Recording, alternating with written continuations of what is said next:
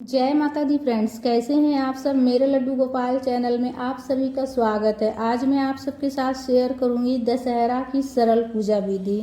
दशहरा की पूजा सरल विधि से कैसे करेंगे। गांव में आज भी दशहरा की पूजा जो होती है वो ऐसे ही की जाती है और सरल तरीके से की जाती है। फ्रेंड्स, सरल विधि से दशहरा के दिन दशानंद की पूजा की जाती है।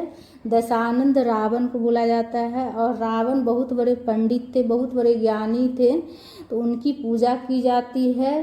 रावण वध से पहले सुबह में यह पूजा की जाती है। रावण वध शाम में होता है और सुबह में मॉर्निंग में यह पूजा की जाती है दशहरा वाले दिन। तो जहाँ पर पूजा कीजिएगा वहाँ देखिए आप पूजा की चौकी लगा कर भी पूजा कर सकते हैं या फिर डायरेक्ट आप जो है ना फर्श के ऊपर भी आप पूजा कर सकते हैं। वहाँ पर अच्छे से साफ सफाई कर कर और अच्छे से स्वच्छ जल में गंगा जल मिलाकर जो है ना जल के छींटे दे दीजिएगा। और देखिए गांव में तो जैसे पूजा करते हैं डायरेक्ट फर्श पर, अगर आप कीजिएगा तो जैसे आप जो है ना गाय के गोबर हो तो आप उससे भी आप 10 टिक्कियाँ आपको बनानी है, ठीक है। और देखिए शहर में जो रहते हैं उन्हें तो जो है ना गाय के गोबर मिलना बहुत मुश्किल हो जाता है। तो ऐसे स्थिति में जो है ना बहुत से घरों में जहाँ की हमारे वहाँ गांव में जैसे कि गोबर नहीं मिलता है तो वहाँ चावल से 10 टिक्कियाँ बना लेते हैं, ठीक है। गिन कर 10 टिक्कियाँ बना लीजिएगा चावल का ढेर रख कर, इसलिए कि चावल पूजा में चढ़ाया जाता है और चावल जो होता है अक्षत बहुत ही शुभ होता है।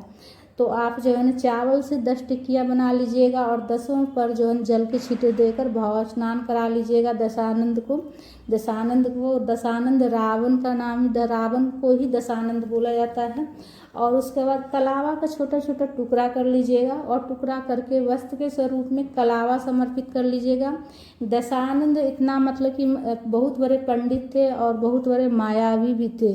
वो जो है ना दशानंद जो है तो वो मतलब अनेक रूप धारण कर लेते थे, लेकिन जो है ना दशहरा वाले दिन जो है ना 10 की संख्या में टिक्कियाँ लगाकर पूजा की जाती है, इसलिए कि उनको दशानंद बोला जाता है। तो इसीलिए से रावण जो है ना बहुत बड़े मायावी थे, बहुत बड़े पंडित थे, बहुत बड़े ज्ञानी थे। उनकी पूजा होती है सुबह में दशहरा वाले दिन, ठीक है। उसके बाद वस्त्र के स्वरूप में कलावा समर्पित करने के बाद आप सूखा रोली आप सभी पर जो है ना सूखा रोली समर्पित कर लीजिएगा।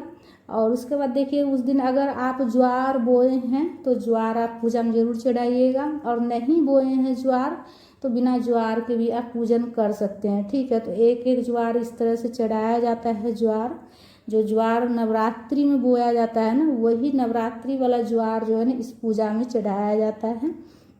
तो आप अगर बोए हैं तो चढ़ा लीजिएगा, नहीं बोए हैं अगर ज्वार नवरात्रि में है तो बिना ज्वार के भी आप पूजन कर सकते हैं।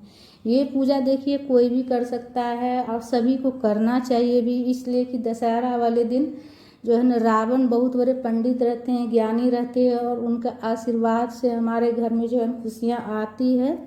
बहुत बड़े पंडित रहते हैं, भोले बाबा का बहुत बड़ा भक्त भी है रावण, तो इसीलिए से उनकी पूजा की जाती है, ठीक है। तो उसके बाद ज्वार सभी में एक एक ज्वार आप समर्पित कर लीजिएगा, फूल चढ़ा लीजिएगा। 10 की संख्या में फूल ले लीजिएगा, किसी भी कलर का आप फूल ले सकते हैं, लाल पीला सफ़ेद कोई भी रंग का आप ले सकते हैं।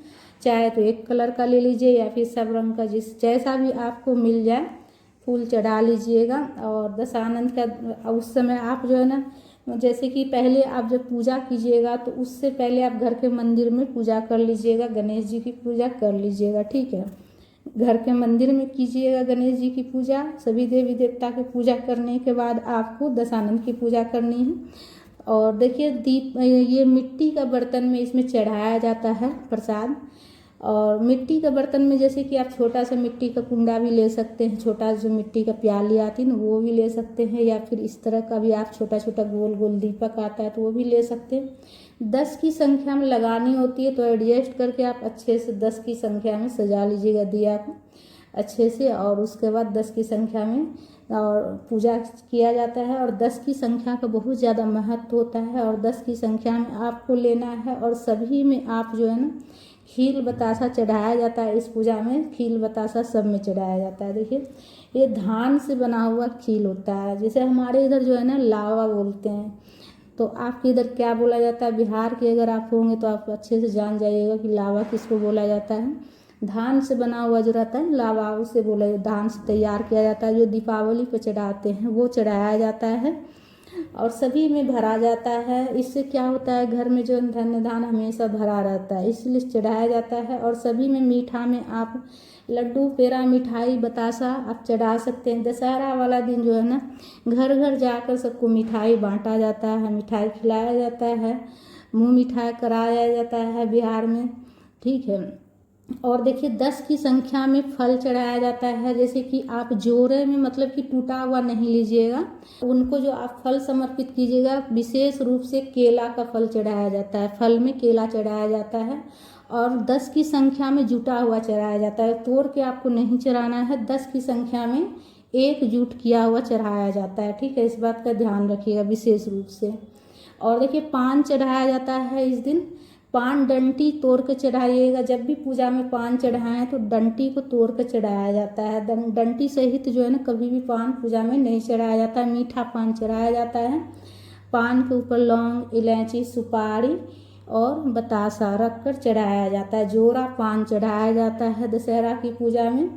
और बतासा की जगह आप मिश्री, बतासा भी ले सकते हैं, ठीक है। चीनी भी रख सकते हैं मीठा पान पर आप। और जोड़ा में चढ़ाया जाता है। और पूजा में कुछ दक्षिणा रख लीजिएगा, ठीक है। दक्षिणा अपना श्रद्धा शक्ति के अनुसार जितना हो आप दक्षिणा रख लीजिएगा। उसके बाद हाथ में अक्षत और फूल लेकर आप जो है ना कथा की पुस्तक को, दशहरा की कथा की, तो आप पढ़ लीजिएगा, या फिर आप फ़ोन में भी सुन सकते हैं, ठीक है। और उसके बाद कथा पढ़ने के बाद पुष्प आप वहीं पर चौकी पर ही समर्पित कर दीजिएगा, हाथ जोड़कर प्रार्थना कर लीजिएगा।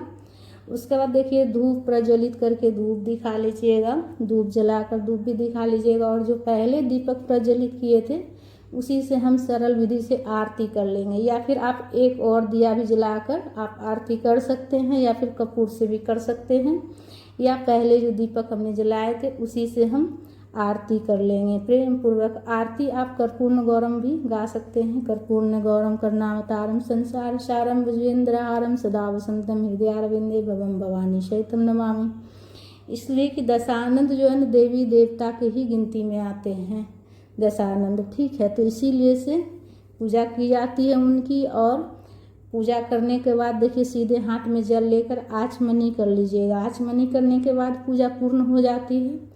क्षमा याचना कर लीजिएगा और उसके बाद प्रार्थना कीजिएगा कि हमारे घर में प्रभु जो है ना सुख समृद्धि बनी रहे, धन्य धान की कभी कमी ना हो, आशीर्वाद दीजिए।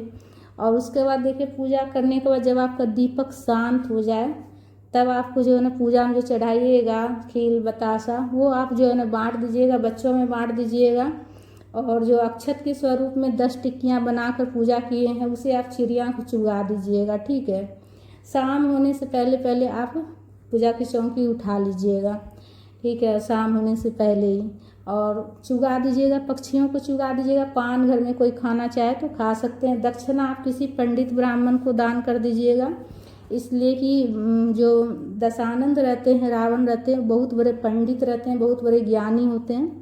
तो आप पंडित ब्राह्मण को आप जो दान कर दीजिएगा, जो दक्षिणा रखिएगा पूजा में। और जो फल चढ़ाइएगा वो भी आप पंडित ब्राह्मण को दान कर सकते हैं। कुछ फल आप बच्चों में भी बांट सकते हैं, कुछ फल आप पंडित ब्राह्मण को दान कर दीजिएगा।